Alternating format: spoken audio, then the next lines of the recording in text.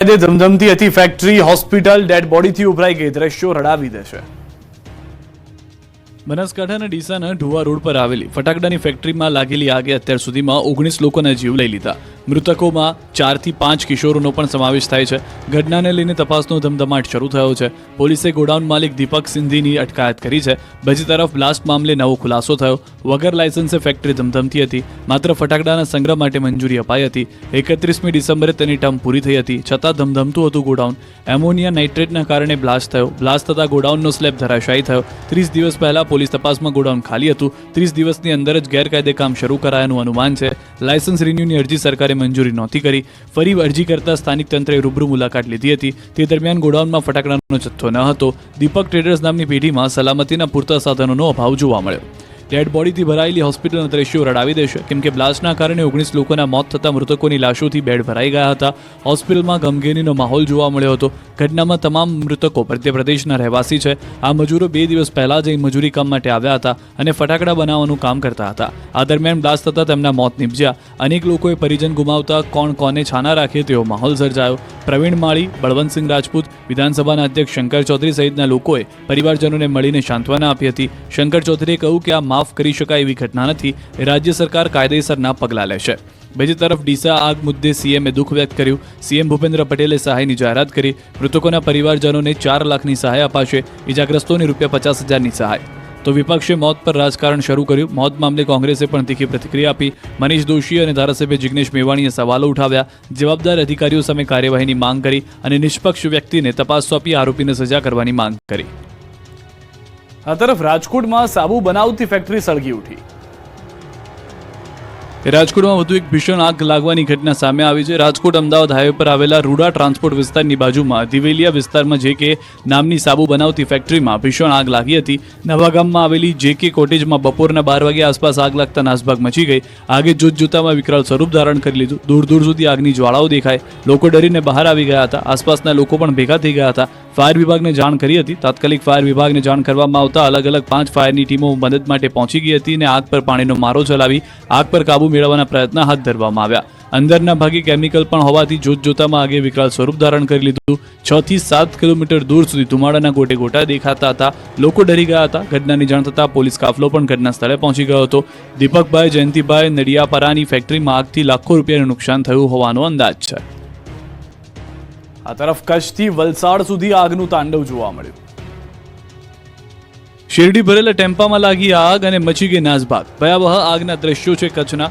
માંડવીના ગઢ શીસા ગામે શેરડી ભરીને ટેમ્પો જઈ રહ્યો હતો ત્યારે અચાનક કોઈ કારણોસર સૂકી શેરડીના જથ્થામાં ફાટી નીકળી હતી આગ.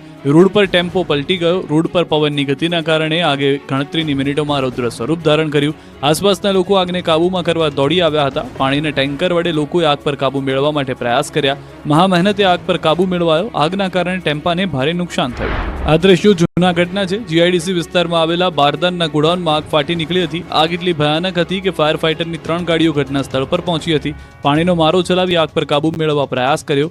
આગ કયા કારણે લાગી તે જાણવા મળ્યું નથી, પરંતુ બારદાનના કારણે આગ ભયાનક બની હતી. ગોડાઉનમાં બનેલા બધા જ બારદાન બળીને ખાખ થઈ ગયા હતા. આ તરફ વડોદરાના વાઘોડિયા બજારમાં પણ આગ લાગી હતી. જનરલ સ્ટોરમાં અચાનક આગ લાગતા નાસભાગ મચી ગઈ હતી. ફાયર વિભાગને જાણ થતાં ફાયરની ટીમ પહોંચીને પાણીનો મારો કરાવ્યો હતો, પરંતુ આગ ભયાનક હતી એટલે સ્ટોરમાં રહેલો માલસામાન બળીને ખાખ થઈ ગયો. આગના બનાવના પગલે આસપાસની દુકાનોમાંથી પણ સામાન ખાલી કરાવાયો. કોઈએ ઇરાદાપૂર્વક આગ લગાડી હોવાની આશંકા છે. એક શંકાસ્પદ વ્યક્તિને સ્થાનિકોએ ઝડપી પાડ્યો છે. આ તરફ વલસાડના તિથલના દરિયા કિનારે આવેલા સાંઈબાબા મંદિર બહાર એક ઝાડમાં આગ લાગી. મંદિરના ગેટની બહાર આવેલા નાળિયેરીના ઝાડમાં આગ લાગતા લોકોના ટોળા જોવા ઉમટી પડ્યા. ઝાડની ટોચ પર આગ દેખાતા લોકોએ ફાયર બ્રિગેડને જાણ કરી. બનાવની જાણ થતાં જ વલસાડ ફાયર બ્રિગેડની ટીમ સ્થળ પર પહોંચી અને આગ પર કાબૂ મેળવવા પ્રયાસ કર્યા. જોકે નાળિયેરીના ઊંચા તોતિંગ ઝાડની ટોચ પર આગ લાગી હોવાથી ફાયર વિભાગને પણ ભારે જહેમત ઉઠાવવી પડી હતી. ઝાડ નીચેથી પસાર થતી હાઈ ટેન્શન વીજ લાઇનને કારણે આગ લાગી હોવાનું અનુમાન છે. સુરેન્દ્રનગર લીંબડી હાઈવે પર જીનિંગ મિલ ભડકે બળી.